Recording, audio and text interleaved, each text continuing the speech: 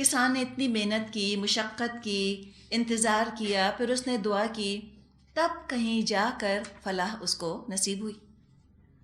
اور فلاح کے بارے میں یہ بھی ایک ڈیفینیشن دیا جاتا ہے کہ ایسی کامیابی جو توقعات سے کہیں زیادہ ہو، بیانڈ آر وائلڈسٹ ایکسپیکٹیشنز، وہ ہے فلاح.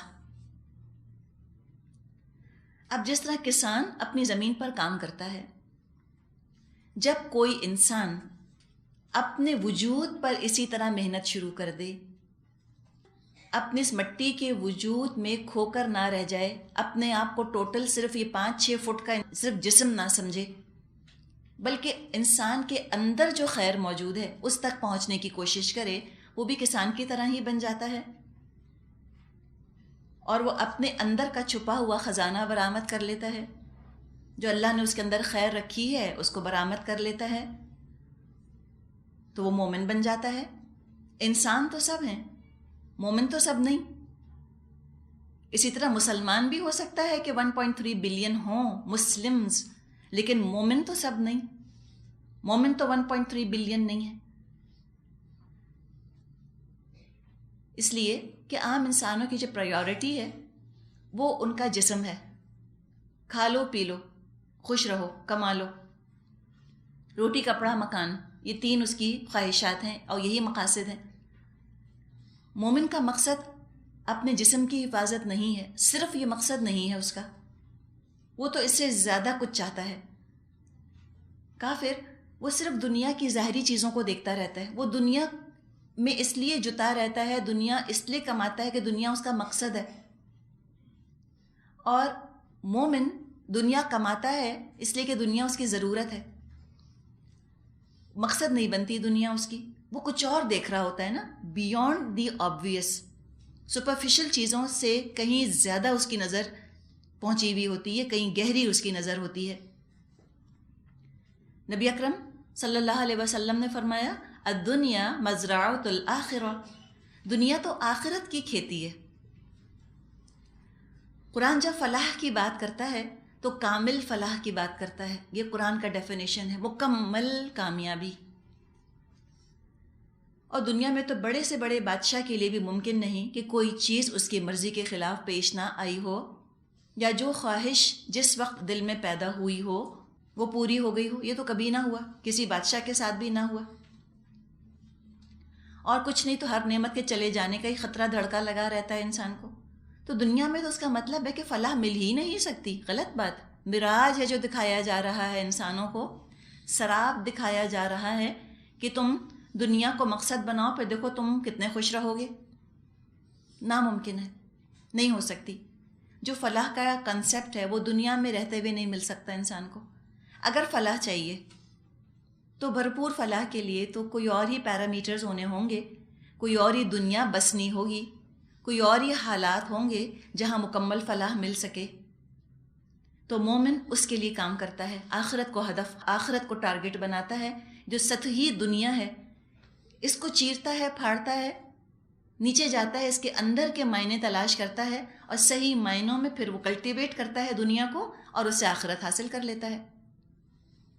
اچھا آپ یہ دیکھیں، یہ جو حدیث ہے نا مزرعۃ الآخرہ، ہے بڑی خوبصورت. آپ کسان کو لے کر آئیے.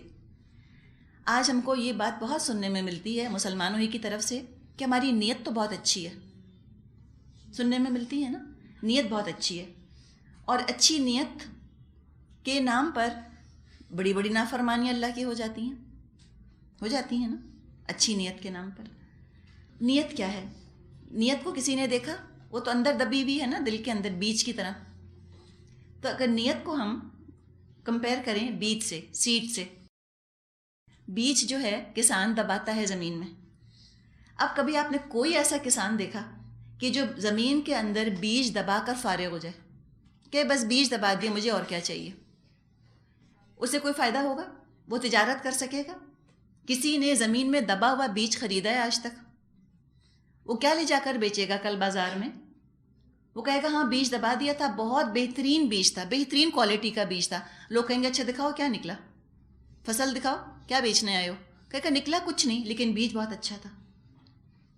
تو جب بیج اتنا اچھا تھا تو وہ ایسا ڈورمنٹ کیسے پڑا رہ گیا زمین کے اندر؟ اس میں سے خیر کیوں نہ برآمد ہوئی؟ وہ پودا کیوں نہ بنا؟ اس پودے پر پھل کیوں نہ لگا؟ اس کا مطلب ہے وہ غلط کہہ رہا ہے، بیج اچھا نہیں تھا، بالکل بیکار تھا، ردی تھا، ڈیفیکٹڈ تھا، کیڑا لگا ہوا تھا، بیمار تھا اس کا بیج، بیکار بیج تھا اس کا، کچھ نہیں نکل سکا، تو وہ خالی ہاتھ رہ جائے گا، بلکہ بیج خریدنے پر جو پیسے اس نے دیے وہ بھی ضائع ہو گئے، جو اس نے ہل چلا کے بیج اندر ڈالا محنت بھی ضائع ہو گئی، سب بیکار، نتھنگ ٹو شو، کچھ نہ نکلا۔ اسی طرح مومن جب نیت کی بات کرتا ہے کہ میری نیت بہت اچھی ہے، تو پھر عمل دکھاؤ۔ ان الذین آمنوا وعملوا الصالحات، جو ایمان لائے اور جنہوں نے نیک عمل کیے۔ جب اچھی نیت ہوگی تو عمل ضرور اچھا ہوگا۔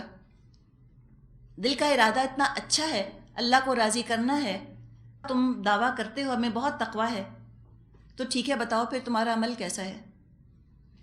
تو مومن جب نیت اچھی کرتا ہے اس کا عمل بہت خوبصورت ہوگا اور ضرور نظر آئے گا۔ ایمان کا بیج ٹنڈ منڈ درخت نہیں ہوتا کہ کچھ نہ نکلے اس کے اوپر، خزاں رسیدہ تھوڑی ہوتا ہے ایمان، ایمان پر تو بہار آتی ہے۔ تو یہ کیسا تمہارا خزاں والا ایمان ہے، کچھ نظر نہیں آ رہا؟ کہتے تو بہت ہو، تو نظر کیوں نہیں آتا؟ عمل کیوں نہیں گواہی دے رہا کہ تمہارا ایمان اتنا حسین، اتنا خوبصورت ہے؟ یہ کانٹرڈکشن کیوں ہو رہی ہے قول میں اور فعل کے اندر؟ یہ تو ہونی نہیں چاہیے، اور کانٹرڈکشن کی وجہ سے تو پھر امن نصیب نہیں ہو سکتا۔ کانٹرڈکشن سے تو کانفلکٹ آتی ہے، امن تو نہیں آتا۔ تو جیسی نیت ہے ویسا عمل ہونا چاہیے، اور مومن کا یہی تو معاملہ ہے۔ مومن کیا ہے؟ مومن از ایٹ پیس وتھ ہمسیلف، جو کہتا ہے وہ کرتا ہے، جو دعوے ہیں اس کے وہ اس کا عمل ہے۔ وہ اپنی بدنیتی کو چھپاتا نہیں، اپنی بدنیتی کو پہچان جاتا ہے تاکہ اسے نجات حاصل کرے۔ بیمار بیج کو نکال کر پھینک دیتا ہے، وہ صرف صحت مند بیج رکھتا ہے، اور پھر عمل کی کھیتی نظر آتی ہے، عمل نظر آتا ہے۔ عمل بھی عین شریعت کے مطابق ہوتا ہے، قرآن اور سنت کے مطابق ہوتا ہے، اس میں کمپرومائز نام کی پھر چیز نظر نہیں آتی۔ انفرادی طور پہ تو ہم یہ کر سکتے ہیں، اپنے عمل کی ذمہ داری تو ہماری ہے نا، ہمارے عمل کی ذمہ داری کسی اور پر تو نہیں ہے۔ میں خود تو عمل کر سکتی ہوں، میں کسی اور سے نہیں کروا سکتی، خود تو کر سکتی ہوں۔ تو اپنی نیت اگر اچھی ہے، اللہ رسول سے واقعی اتنی محبت ہے، اسلام کا واقعی اتنا درد ہے جس کا کہ دعویٰ ہم نے کیا، تو عمل بتائے گا۔ تو پہلے اپنی بھلائی، پہلے اپنے لیے انسان سوچے، اور اس کے بعد پھر باقیوں کی فکر کرے۔ پہلے اپنی تعمیر کردار، پہلے اپنی تعمیر سیرت پر زور دے۔ تو یہ ہے دراصل ایمان کا تقاضا کہ عمل تو ہوگا۔ اب عمل کی جس نے کھیتی اگا لی، وہی تو لے جا کر اللہ کے ہاتھ بیچے گا نا۔ اللہ عمل ہی تو دیکھے گا۔ ہر جگہ قرآن میں آتا ہے کہ بما کنتم تعملون، بما کنتم تعملون، جو عمل تم نے کیا اس کے بدلے تم یہ دیے گئے۔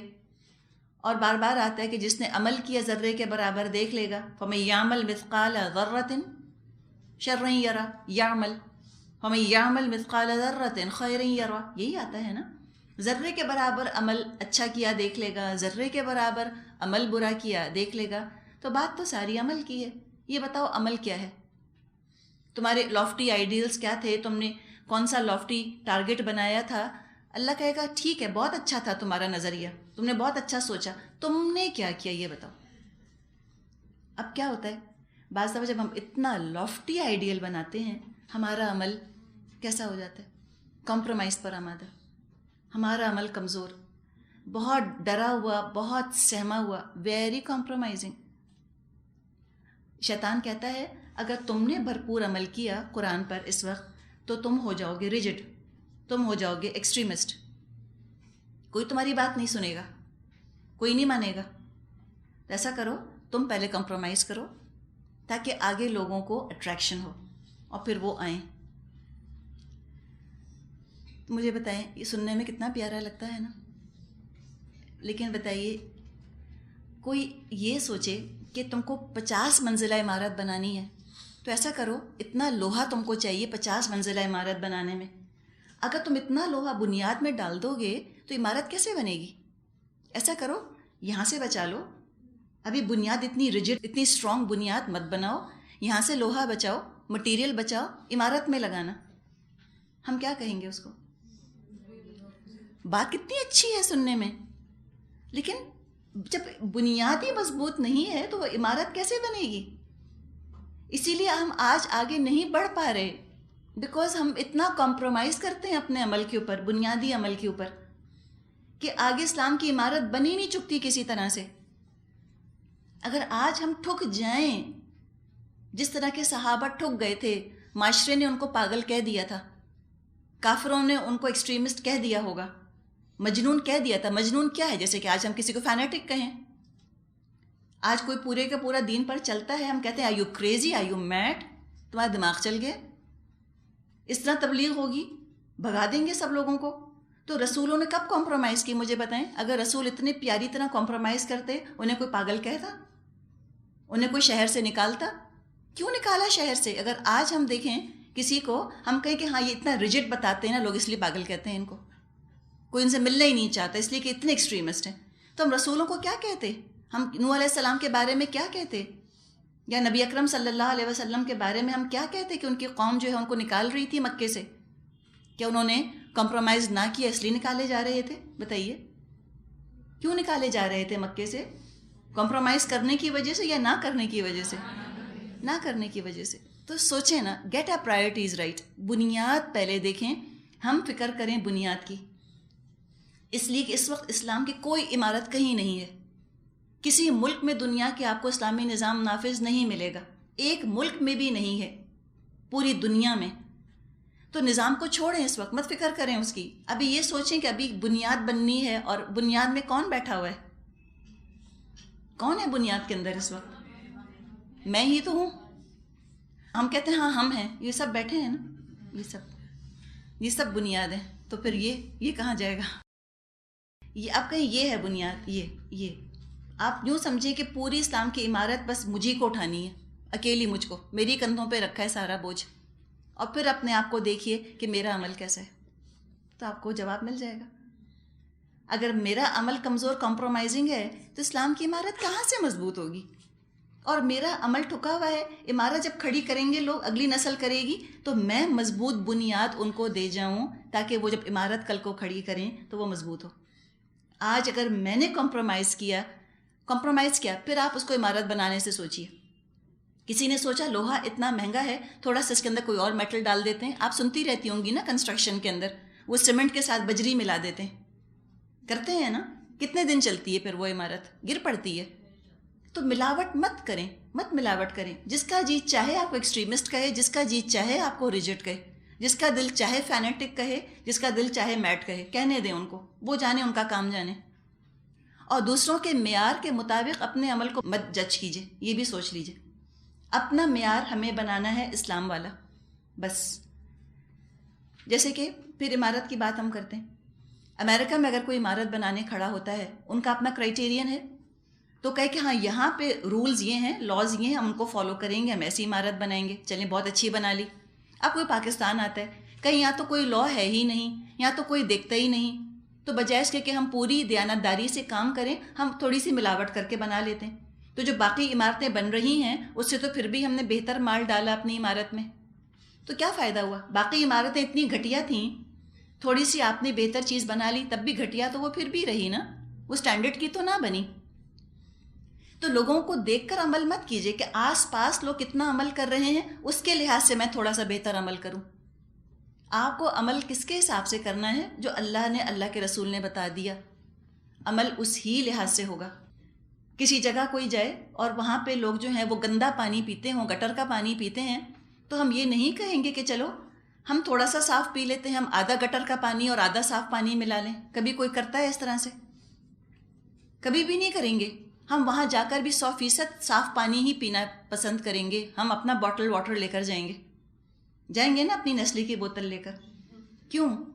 لوگ کہیں کہ بھئی ارد گرد سب گندا پانی پی رہے ہیں، یہ تم کہاں سے نسلیں لے کر آ گئیں؟ کیوں لے کر گئیں آپ نسلیں؟ آپ کو بیمار نہیں پڑنا اس لیے۔ تو آپ چاہے مکہ میں بیٹھی ہوں، آپ چاہے مالدیز میں بیٹھی ہوں، اگر مالدیز میں آپ گئی ہوں سب بکنی پہن کے پھر رہے ہیں، تو کیا عبایا پھینک دیں گے اتار کر کہ چلو ہم اتنے تو کورڈ ہیں کم از کم؟ کریں گے ایسے؟ یہ نہیں کر سکتے۔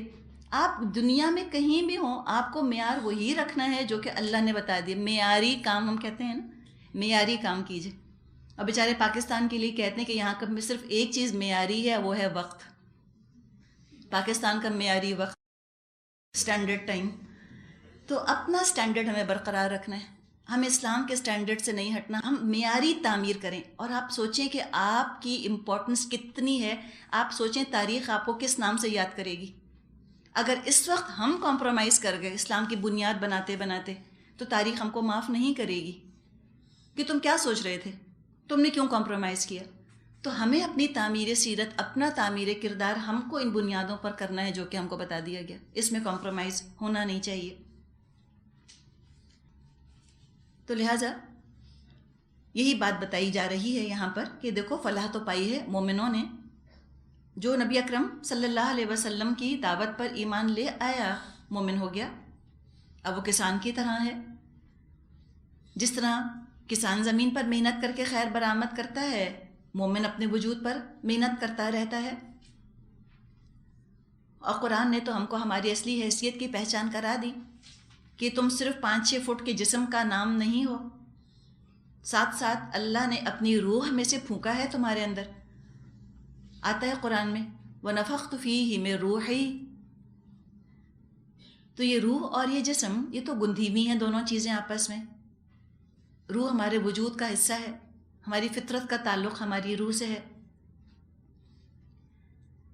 تو لہٰذا اس روح کے خیر تک ہمیں پہنچ جانا ہے، اپنے جسم کو پار کر کے اور روح تک پہنچ کے جو روح کے تقاضے ہیں ان کو فلفل کرنے کی جو کوشش کرے، وہ ہے دراصل فلاح پانے والا. اب مسئلہ یہ ہے کہ روح کوئی نظر تو آتی نہیں، سامنے تو ہے نہیں. یہ تو کئی غلافوں کے اندر، کئی طرح کے ریپنگز کے اندر لپٹی ہوئی ہے. سب سے پہلا غلاف جسم، پھر اس کے اوپر لباس، پھر گھر بار، پھر رشتہ دار، اور پھر دنیا کی محبت. نتیجہ یہ نکلتا ہے کہ غلافوں میں چھپ کر رہ جاتی ہے روح، بے توجہی کا شکار ہو جاتی ہے. انسان بھول ہی جاتا ہے کہ میری ایک روح بھی ہے. تو وہ فلاح نہیں پا سکتا جو اپنی روح تک نہ پہنچا. اپنے جسم کے ساتھ مسلسل جہاد کرنا، اللہ کی راہ میں لگانا، تاکہ روح تک رسائی حاصل ہو، تاکہ پھر فلاح مل سکے. جیسے بیج ہی کو آپ دیکھیں، بیج کے اندر تو پورا پوٹینشیل درخت موجود ہوتا ہے نا، بالقوہ صلاحیت ہوتی ہے اس کے اندر درخت بننے کی. لیکن کب؟ جب بیج اپنے خول کو پھاڑ لے تبھی نشو و نما پا سکے گا. اگر وہ اپنے خول کو نہ پھاڑ سکے، جو اس کے اوپر کرسٹ چڑھا ہوا ہوتا ہے، پھر اس کے بعد وہ جب زمین کے کرسٹ کو نہ پھاڑ سکے تو بیکار ہے، ضائع ہو گیا. اب مسئلہ کیا ہوتا ہے کافر کے ساتھ کہ کافر انہی خولوں کے اندر، انہی ریپنگز کے اندر مصروف ہو جاتا ہے. وہ سب کچھ انہی ریپنگز کو سمجھتا ہے، اپنے جسم، اپنے لباس، اپنا کریئر، اپنی دنیا، اپنے رشتہ دار، انہی میں گم ہو جاتا ہے وہ. جیسے کہ ریپنگ پیپر کی خوبصورتی کسی کو اتنا جذب کر لے اپنے اندر کہ وہ کھول کر اصل موتی تک پہنچے ہی نہ، جو کہ اصل تحفہ تھا. ساری زندگی وہ ان غلافوں ہی کو صاف کرتے رہیں، ایڈمائر کرتے رہیں، اور ان ریپنگ پیپرز ہی کو ایڈمائر کرتے رہیں، کبھی گفٹ کھول کر نہ دیکھیں کہ اندر چیز کیا ہے. تو انسان کا اصل جوہر تو اس کی روح ہے نا، اس موتی کی طرح ہے جو کہ خوبصورت ریپنگز کے اندر ریپ ہوئی ہوئی ہے. لیکن ہے تو اصل انسان کی اصلیت تو وہی ہے، اس کی روح. تو کافر گم ہو جاتا ہے ان چیزوں کے اندر، اس لیے وہ فلاح نہیں پا سکتا. وہ کوئی جہاد نہیں کرتا، نہ اپنے جسم کے ساتھ جہاد کرتا ہے، نہ معاشرے کے ساتھ، نہ کسی اور چیز کے ساتھ. اور قیامت کے دن تو کہہ دیا جائے گا ایسے لوگوں سے کہ وَلَقَدْ جِئْتُمُونَا فُرَادًا، آ گئے نا اکیلے اکیلے. کما خلقناکم اول مرۃ، جیسے ہم نے تم کو پہلی دفعہ پیدا کیا تھا. وَتَرَكْتُم مَا خَوَّلْنَاكُمْ وَرَاءَ ظُهُورِكُمْ، اور تم چھوڑ آئے، وَتَرَكْتُم، چھوڑ دیا نا جس میں ہم نے تم کو لپیٹا تھا اپنے پیچھے. سب چھوڑ کر آ گئے. کہاں ہے رشتہ دار؟ کدھر ہے تمہاری جاب؟ کہاں ہے تمہارا گھر؟ بتاؤ کدھر ہے تمہارا وہ وارڈروب اور تمہاری جیولری؟ کچھ بھی نہیں ہوگی، سب چھوڑ کر آ گئے. تو جو پہلی پیدائش کا ذکر کیا گیا نا، جئتمونا فرادا کما خلقناکم اول مرۃ، یہ ذکر ہے روح کی پیدائش کا. سب سے پہلے انسان کی روح بنائی گئی اور اس کے بعد پھر اس کو جسم دیا گیا. اور روحیں تنہا ہوتی ہیں، روحیں کسی کی رشتہ دار نہیں. جسم جو ہے وہ رشتوں میں بندھا ہوا ہے. ہم جب جسم کے ساتھ دنیا میں آتے ہیں تو ہم کسی کی بیٹی بن کر آتے ہیں، پھر کسی کی بہن بن کر آتے ہیں، اور آگے جسم ہی سے رشتے بنتے ہیں. کوئی نانی ہے، کوئی دادا ہے، کوئی پھپھو ہے، کوئی خالہ، کوئی چچی. لیکن روح کسی کی رشتہ دار نہیں ہے. روح بالکل تنہا ہے، بالکل اکیلی ہے، اور اکیلا ہی لوٹنا ہے اللہ کے پاس.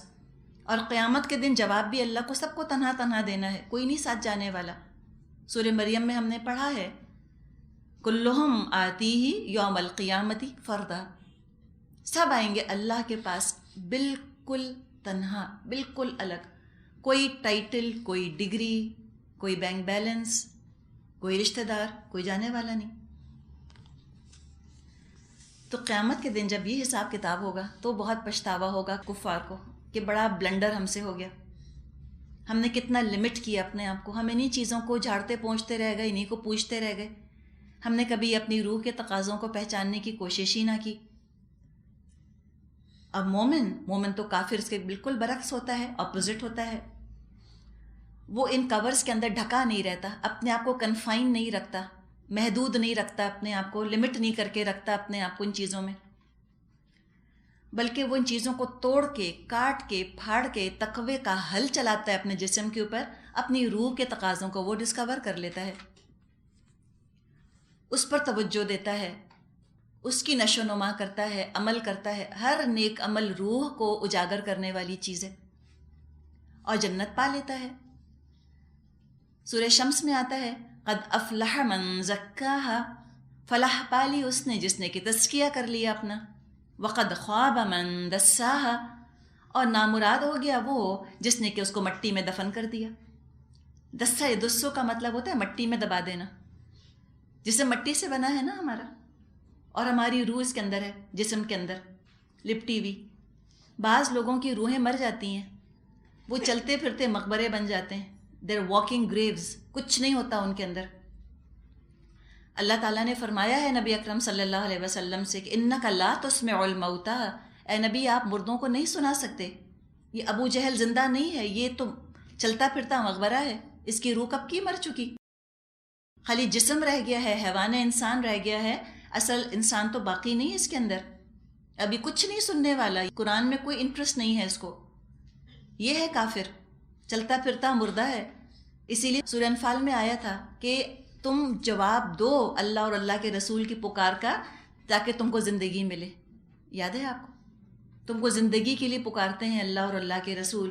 کیا چیز زندہ؟ زندہ تو سبھی ہیں، 6 کے 6 بلین زندہ ہیں، لیکن مانوی طور پہ زندہ اپنی روحوں کو زندہ کرو. جب بیج اس طرح سے خول کو توڑتا ہے، باہر نکلتا ہے، زمین کے کرسٹ کو توڑتا ہے، تو اتنی خوبصورت، اتنی وسیع، اتنی رنگین دنیا کو وہ پا لیتا ہے. بالکل مومن کا بھی یہی حال ہے. مومن جب ان خولوں سے اپنے آپ کو آزاد کرتا ہے نا، تو وسعت قلب، وسعت نظر، وسعت ذہن اس کو ملتی ہے. براڈ مائنڈڈ ہوتا ہے، اور اس کو جنت نظر آ جاتی ہے، اس کو آخرت نظر آ جاتی ہے، ان اینڈنگ، لا متناہی سلسلہ، پرماننٹ جگہ رہنے کی، اتنی رنگین اور اتنی خوبصورت. تو یہ ہے دراصل ٹارگٹ انسان کا، ذاتی طور پہ اپنا تزکیہ کرنا تاکہ اپنے آپ کو فلاح تک پہنچا دے. اور یہ بنیادی اوصاف جن کا کہ یہاں ذکر آ رہا ہے، یہ مومن میں ہونے چاہیے. فاؤنڈیشن یہی ہے، اس پر آگے چل کے تعمیر ہوگی. یہ ہے بنیاد، تعمیر کردار، تعمیر سیرت، مورل فائبر کا اسٹرانگ ہونا. اس کے بعد وہ اوصاف آئیں گے جو کہ سورہ آل عمران میں ہم نے پڑھے تھے. سورہ آل عمران مدنی سورت ہے. یہی لوگ ہوں گے سورہ مومنون کی ان آیات پر عمل کرنے والے جو آگے چل کر کیا کریں گے. فالذین ہاجروا واخرجوا من دیارہم واوذوا فی سبیلی وقاتلوا وقتلوا، وہ لوگ جنہوں نے ہجرت کی اور اپنے گھروں سے نکالے گئے اور میری راہ میں ستائے گئے اور جنگ کی اور قتل ہوئے. فرمایا تھا اللہ نے کہ میں لازماً ان کے گناہ معاف کر دوں گا. لأکفرن عنہم سیئاتہم، ضرور ان کے گناہ معاف کر دوں گا، اور ضرور ان کو جنتوں میں داخل کروں گا جن کے نیچے ندیاں بہتی ہیں. تو یہ ہے ٹارگٹ جس کو کہ اچیو کرنا ہے. اب یہ صفات جو مومنوں کی ہم پڑھ رہے ہیں، چاہے ہمارے اندر ہوں یا نہ ہوں، لیکن دل ضرور چاہتا ہے انسان کا کہ میرے ارد گرد ان صفات والے لوگ ہوں. میرے ارد گرد تو مومن ہوں جو اپنی نماز کی حفاظت کریں جو کہ شرم اور حیا والے ہوں، جو کہ اپنی امانت اور اپنے وعدوں کی حفاظت کرنے والے ہوں. یہ دل چاہتا ہے نا.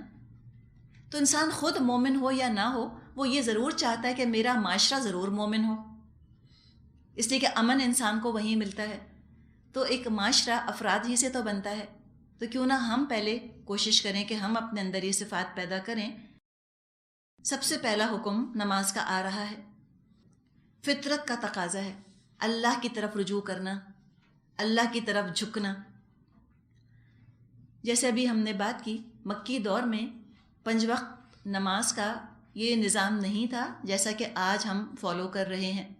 یہ تو معراج کے موقع پہ یہ 5 وقتہ نمازیں نبی اکرم صلی اللہ علیہ وسلم کو دی گئی تھیں. اس سے پہلے مسلمان نماز پڑھتے تھے. روایات میں آتا ہے 3 وقت کی نماز پڑھا کرتے تھے.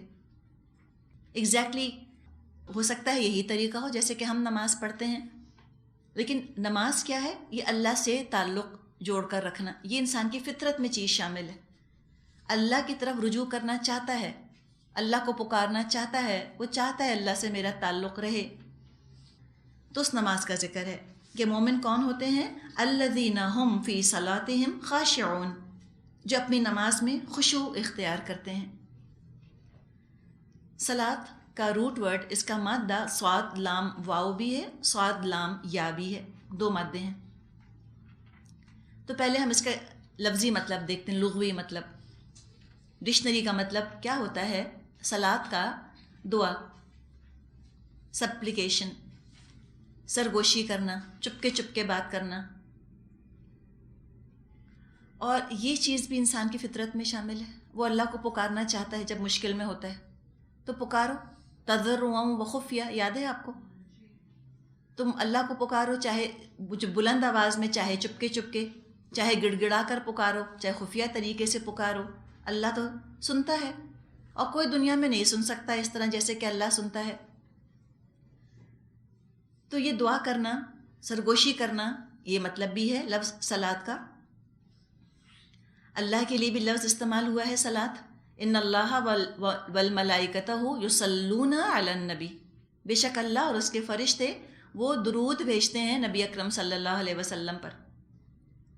یصلون کا لفظ آیا ہے نا. تو اللہ کے لیے جب یہ لفظ آتا ہے یصلون، صلی یصلی، مطلب ہوتا ہے کہ اللہ کا متوجہ ہونا، اللہ کا مہربان ہونا. تو اللہ توجہ، عنایت، مہربانی فرماتا ہے، بندوں کی طرف متوجہ ہوتا ہے. اور خاص نبی اکرم صلی اللہ علیہ وسلم پر تو اللہ کی عنایت، اللہ کی مہربانی بہت ہی زیادہ ہے. ہم سے بھی کہا گیا کہ تم دعا کرو، اللہم صلی علی محمد وعلی آل محمد، کہ اللہ تو مہربان ہو جا، تو متوجہ ہو جا محمد اور آل محمد پر. تو نماز میں یہ بھی ہوتا ہے، سرگوشی کرتے ہیں نا، آہستہ آہستہ نماز پڑھی جاتی ہے. پھر دوسرا جو مادہ ہے اس کا صاد لام یا، اس کا مطلب ہے آگ جلانا، آگ تاپنا، حرارت حاصل کرنا. تو نماز کا مفہوم ہے کہ اللہ سے دعا کرے، سرگوشی کرے، اس کا ذکر کرے. اور یہ جو حرارت حاصل کرنا ہے کہ روح کے اندر جو انرجی، توانائی آتی ہے وہ اللہ کے ذکر سے آتی ہے. الا بذکر اللہ تطمئن القلوب، آگاہ ہو جاؤ، اللہ کے ذکر ہی سے دل اطمینان پاتے ہیں. تو کبھی اگر اپنا عمل مزمحل ہوتا محسوس ہو، کمزور ہوتا محسوس ہو، اللہ سے تعلق انسان کو ڈھیلا پڑتا محسوس ہو، اور وہ کیسے ہوگا کہ اللہ کی اٹریکشن کم اور دوسروں کی اٹریکشن زیادہ لگنے لگے نا. تو کیا کرے انسان؟ اپنے ایمان کے اندر حرارت، اپنی روح کے اندر گرمی پیدا کرنے کے لیے صلاۃ، نماز، اس کا سہارا لے. وَاسْتَعِینُوا بِالصَّبْرِ وَالصَّلَاةِ، تم مدد حاصل کرو صبر اور نماز کے ذریعے سے. تو نماز سے انسان کی روح کو توانائی ملتی ہے، نیک کاموں کی انرجی حاصل ہوتی ہے. یہی نماز کا مقصد ہے. اور نماز ایسی ہی ہونی چاہیے. نماز کی روح اللہ کی یاد، اقیم الصلاۃ لذکری. آج ہماری نمازیں چونکہ بے روح ہیں، ہماری نمازیں خود مردہ ہیں، تو وہ ہمارے اندر وہ توانائی، وہ گرمی، وہ بھاگ دوڑ کی انرجی مہیا نہیں کر پاتی. ورنہ نماز کا تو کام ہے، ان الصلاۃ تنہی عن الفحشاء والمنکر، بے شک نماز تو روکتی ہے فحش سے اور منکر سے. اگر نہیں روک رہی اس کا مطلب ہے کہ وہ نماز جو ہے نا وہ نماز کا خالی ایک جسد رہ گیا ہے نا، جسم رہ گیا ہے، فارمیلٹی ہے، بس ایک رسم ہے نماز کی، اور اصل نماز نہیں رہی. تو اللہ کی یاد کے تحت نماز پڑھنا، اور خاص صفت ہوتی ہے جب اللہ کی یاد سے کے ساتھ انسان نماز پڑھے، جب مقصد یاد رہے نا، اقیم الصلاۃ لذکری، نماز قائم کرو میری یاد کے لیے. جب جانماز پہ انسان کھڑا ہو اور اس کو اللہ یاد آئے تو اللہ کی یاد کے ساتھ حساب ضرور یاد آئے. تو اسی طرح جیسے کہ میں آج نماز میں کھڑی ہوں، ایک دن کھڑے ہو کہ اللہ کو مجھ کو اپنا جواب بھی تو دینا ہے. تو اللہ کی عظمت، اللہ کے جلال کا نقش آنا چاہیے انسان کے دل کے اوپر. اللہ ولی ہے، اللہ دوست ہے، لیکن کوئی یہ نہ سمجھے کہ جیسے ہم بے تکلف دوستوں میں بیٹھ کے گپ شپ کرتے ہیں، ہنسی مذاق کر لیتے ہیں، بے تکلف ہوتے ہیں، کوئی خوف محسوس نہیں ہوتا، ایسے آرام سے اللہ کے آگے کھڑے ہو جائیں گے، کہیں گے ہاں اللہ یہ ہوا پھر یہ ہوا. یہ نہیں ہوگا. اللہ ولی ہے لیکن صرف ولی نہیں، وہ مالک بھی ہے، وہ قہار بھی ہے، جبار بھی ہے، بڑی شان ہے اس کی. ہم نے پڑھا ہے قرآن میں کہ لوگوں کی تو آوازیں بند ہو جائیں گی اللہ کے سامنے. یاد ہے آپ کو؟ سورہ طٰہٰ میں ہم نے پڑھا تھا، آوازیں نہ نکلیں گی، گنگ ہو جائیں گے لوگ اللہ کے جلال کے آگے. اور سوچیں اس ہستی کے سامنے کھڑے ہو کے اپنے اعمال کا جواب دینا. آج تو ہو سکتا ہے بڑے بڑے گناہ ہم کو چھوٹے چھوٹے لگتے ہوں. صحابہ کہا کرتے تھے، اور سوچیں صحابہ کہہ رہے ہیں، زمانہ کتنا قریب ہے نبی اکرم صلی اللہ علیہ وسلم سے. وہ کہا کرتے تھے اپنے زمانے کے لوگوں سے کہ تم جن گناہوں کو بالکل ہلکا سمجھ کے کر جاتے ہو، ہم تو ان کو ہلاک ہونے والی چیزیں سمجھا کرتے تھے، اور تم آج ہی کر رہے ہو. تو سوچیں 1400 سال کے بعد آج ہمارا کیا حال ہے. ہر چیز بہت ڈائلیوٹ ہے نا، ہر چیز بہت ڈائلیوٹ ہے، ہر چیز کے ساتھ کمپرومائز کا لیبل ہے، اور اس کمپرومائز کے لیبل کے اوپر دین کی خدمت کا لیبل ہے. تو ان سارے ونیئرز کو، ان کورز کو ہمیں ہٹانے کی ضرورت ہے تاکہ اوریجنل پیور چیز ہم حاصل کر سکیں. اب جو لیبلز کی ہم بات کر رہے ہیں، بہت سے گناہوں پر ہم نے لیبل لگا دیا بڑا اچھا سا. اب پرابلم یہ ہوتا ہے کہ چونکہ لیبل ہم نے لگا دیا گناہوں پر نیکی کا، اب اللہ کی خشیت نہیں حاصل ہوتی. ہم جانماز پر کھڑے ہوتے ہم کہتے ہیں ہم نے گناہ ہی کون سا کیا جو ہم ڈریں گے، ہم تو اتنے لوگوں سے بہتر ہیں، ہم تو اتنے اچھے ہیں، تو میں تو اتنی نیک ہوں، میں تو جنت میں جانے والی ہوں، میں اتنا دین کا کام کر رہی ہوں، میں کہاں جاؤں گی جہنم میں. ایک دفعہ یہ خیال آ جائے کہ مجھ کو تو جنت کی نیشنلٹی مل گئی ہے، of course I am so much better, of course I am doing so much. خشیت کبھی نہیں آئے گی جب تک اپنے گناہوں کا خوف نہ ہو کہ اللہ یہ جو میں نے کام کیا، میں نے جو یہ لفظ بولا تھا نا اس طرح سے، میں خود جانتی ہوں نا میں نے کیوں بولا تھا، اگر اللہ نے پوچھ لیا تو میرا کیا بنے گا. تب آتی ہے خشیت، خشوع. اگر اللہ ناراض ہو گیا مجھ سے تو میرا کیا بنے گا. تو یہ بہت ضروری چیز ہے. خاشعون فی صلاتہم خاشعون، اور یہاں پہ آپ دیکھیے واحد ہے، صلات، ہر نماز ان کی خشوع والی نماز ہوتی ہے، خشیت ہوتی ہے اس کے اندر. خشاع ایسا ڈر جو کسی کی عظمت کی وجہ سے دل پر طاری ہو، اور اس کا اثر دل کے علاوہ اعضاء پر اور دوسری چیزوں پر بھی ظاہر ہو.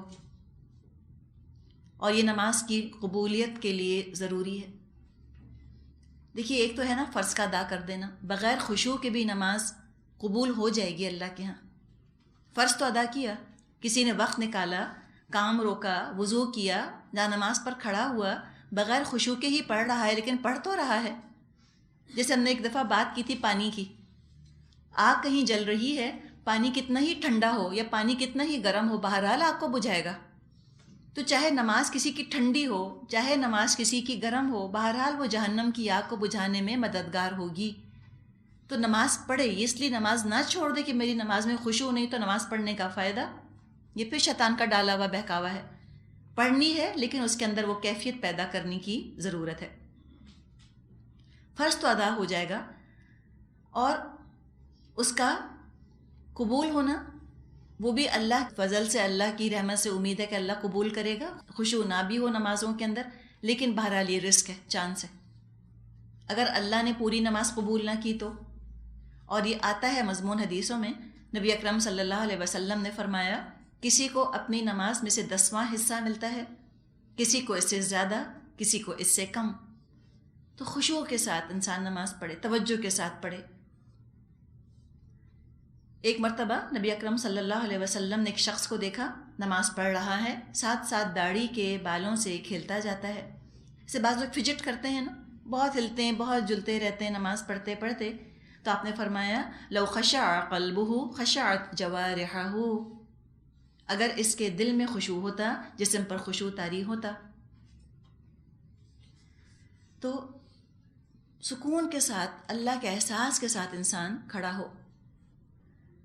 نماز کو کہا گیا صلاۃ معراج المومنین، نماز تو مومن کی معراج ہے. اللہ سے گفتگو ہوئی تھی معراج کے موقع پر نبی اکرم صلی اللہ علیہ وسلم کی. تو مومن بھی تو گفتگو کرتا ہے اپنے رب سے، کلام کرتا ہے اپنے رب سے حالت نماز میں. ادھر ادھر انسان بالکل توجہ کو نہ بھٹکائے. اللہ متوجہ رہتا ہے انسان کی طرف جب تک وہ خشوع کے ساتھ نماز پڑھے. جب انسان کی توجہ بھٹکنے لگتی ہے اللہ بھی توجہ ہٹا لیتا ہے. جب غلام کو ضرورت نہیں آقا کی تو آقا کیوں توجہ کرے غلام کے اوپر؟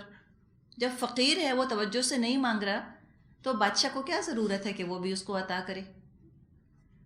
تو بہت توجہ کے ساتھ نماز پڑھنی چاہیے. حدیث میں آتا ہے کہ جب بندے کی توجہ بھٹکتی ہے نماز میں، ادھر ادھر جاتی ہے، تو اللہ فرماتا ہے الی خیر منی، کیا مجھ سے بھی بہتر کوئی چیز ہے؟ الی خیر منی، مجھ سے بھی اچھی کوئی چیز ہے جس کا یہ خیال کرتا ہے، جس پر توجہ کو مرکوز کر رہا ہے.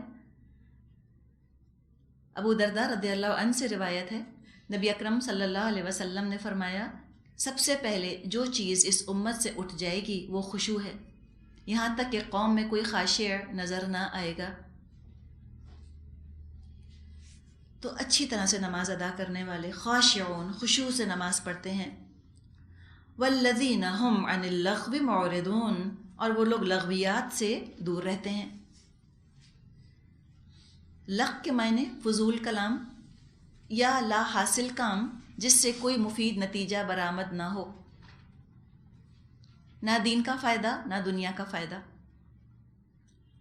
لغو کا جو لفظ ہے بہت اس کا وسیع معنی ہے، معنی بہت وسیع ہیں لغو کے، وائڈ رینج ہے اس کی.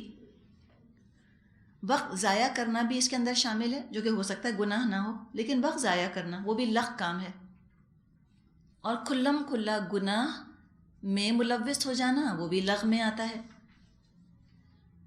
ترمذی کی روایت ہے نبی اکرم صلی اللہ علیہ وسلم نے فرمایا من حسن الاسلام المرء ترکہ ما لا یعنیہ، انسان کا اسلام جب اچھا ہو سکتا ہے جب وہ بے فائدہ چیزوں کو چھوڑ دے.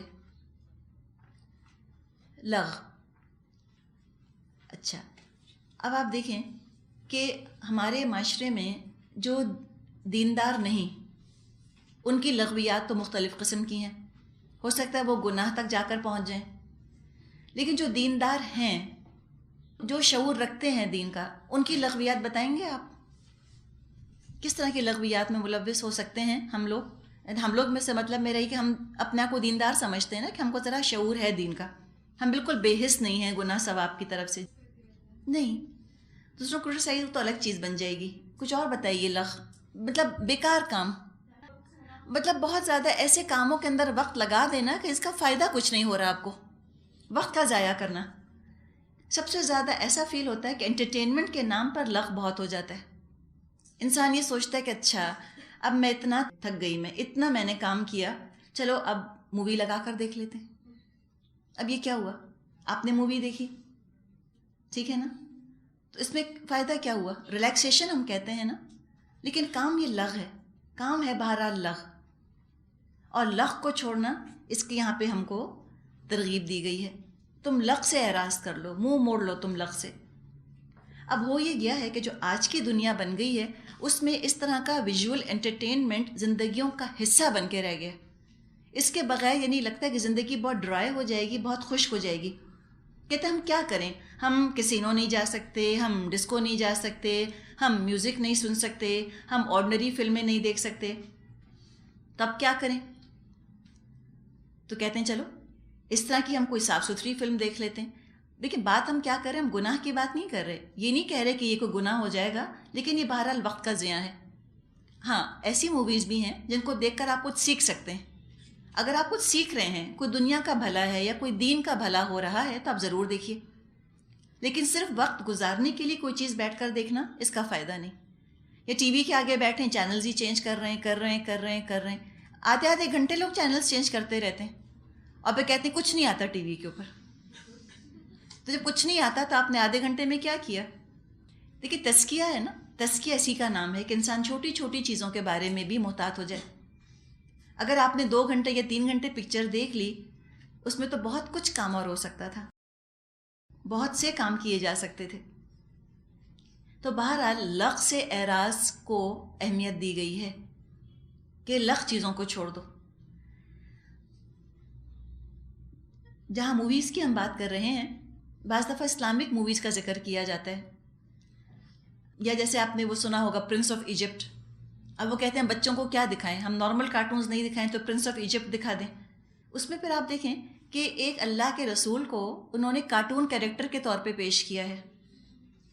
تو وہ چیز مناسب تو لگتی نہیں نا، غیر مناسب لگتی ہے وہ چیز. کیا امپریشن اس کے بچے کے دماغ میں آئے گا جب موسیٰ علیہ السلام کے بارے میں سوچے گا؟ اس کو کیا خیال آئے گا؟ مجھے نہیں پتا انہوں نے کیا لباس پہنایا ہے موسیٰ علیہ السلام کو. اس میں کیا پہنایا ہے؟ اسکرٹ ٹائپ پہنایا ہے. اچھا رومنس پہنا کرتے تھے. اب جب بھی وہ سوچے گا اس کو موسیٰ علیہ السلام کی وہی تصویر آئے گی نا دماغ میں جو اس نے پرنس آف ایجپٹ میں دیکھی تھی، یا وہی اعمال اس کے ذہن میں پھرتے رہیں گے جو انہوں نے اس کارٹون میں دکھائے ہوں گے. اس طرح دیکھیں کہ ایسی اسلامک موویز دیکھ کر کسی کا ایمان تازہ نہیں ہوتا، کوئی مسلمان نہیں ہوتا. میسج پکچر تھی، ٹھیک ہے، اس میں اینتھنی کوئن نے کام کیا تھا. جو کام کرنے والا ہے جب وہ نہ مسلمان ہوا تو دیکھنے والے ہوں گے. ان چیزوں سے کوئی ہوتا ہے نہیں، یہ بھی خیال ہے، سب فیلیسی. یاد رکھیے کوئی مسلمان اگر پکا ہوتا ہے نا تو وہ قرآن پڑھ کے ہی ہوگا، کوئی شک نہیں اس کے اندر. موویز سے نہیں ہوتا، ان چیزوں سے نہیں ہو سکتا. تو انسان ایسی چیز پڑھے، ایسی چیز دیکھے جس سے یا تو اس کو دنیا کا فائدہ مل رہا ہو یا آخرت کا فائدہ، نافع علم مل رہا ہو. فقط انٹرٹینمنٹ کے لیے، فقط ہنسنے کے لیے، فقط وقت گزاری کے لیے نہیں. وقت گزارنے کی چیز نہیں ہے، وقت استعمال کی چیز ہے. اور لغو کے 3 درجے ہیں جو کہ علماء نے بتائے ہیں. ایک تو یہ کہ دلچسپی نہ لی جائے لغو کاموں کے اندر، انٹرسٹ کا مظاہرہ نہ کیا جائے. ایسی جگہ جانے سے پرہیز کرنا جہاں پہ لغو کام ہو رہے ہوں، یا کہیں اگر سابقہ پیش آ ہی جائے تو وہاں سے چپکے سے چلے جانا، کترا کر نکل جانا.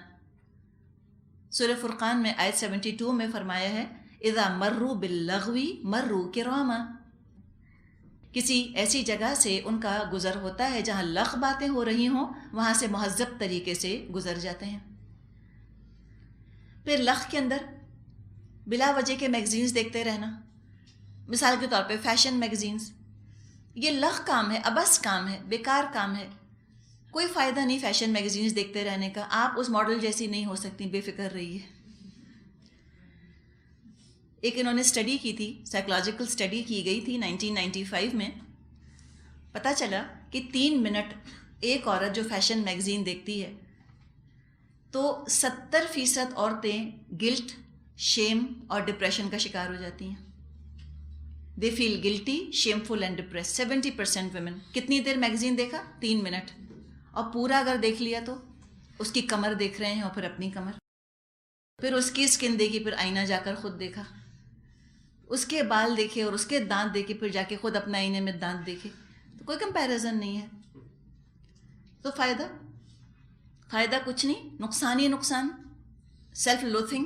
اور آج کل یہ ینگ جنریشن میں کتنا ہے نا، وہ باربی سے کمپیئر کرتی ہیں اپنے آپ کو. باربی جیسا کوئی بن سکا ہے؟ کوئی شاید ہی ہوگا جو اس جیسا فگر جس کا ہو. لیکن لڑکیاں کمپیئر کرتی ہیں، پھر بلیمیا ہے ان کے اندر، پھر ڈپریشن ہے، پھر سیلف لوتھنگ ہے، سیلف کرٹیسزم ہے. ان کو شکل اتنی بری لگتی ہے، اپنا فگر اچھا نہیں لگتا، لو سیلف اسٹیم کا شکار ہوتی ہیں. یہ چیزیں تو انسان کی توجہ ہٹا دیتی ہیں اصل مقصد سے. آپ سب سے حسین بننے نہیں آئے دنیا میں. اللہ تعالیٰ امپریس نہیں ہوتا اس چیز سے کہ کون کتنا خوبصورت تھا، کس کی آنکھیں نیلی تھیں اور کس کی اسکن کتنی فلالیس تھی. تو کہیں اچھا تم جاؤ جنت کے اندر، تم تو پرفیکٹ 10 تھیں. اگر قیامت کے دن یہ معیار رکھا گیا تو ہم تو ہو چکے، پھر کیا حال ہوگا، کہاں جائیں گے. اللہ نہیں دیکھتا، اللہ نہیں دیکھتا. ان اللہ لا ينظر الى صورکم و اموالکم، اللہ نہیں دیکھتا تمہاری صورتوں کی طرف اور تمہارے مالوں کی طرف.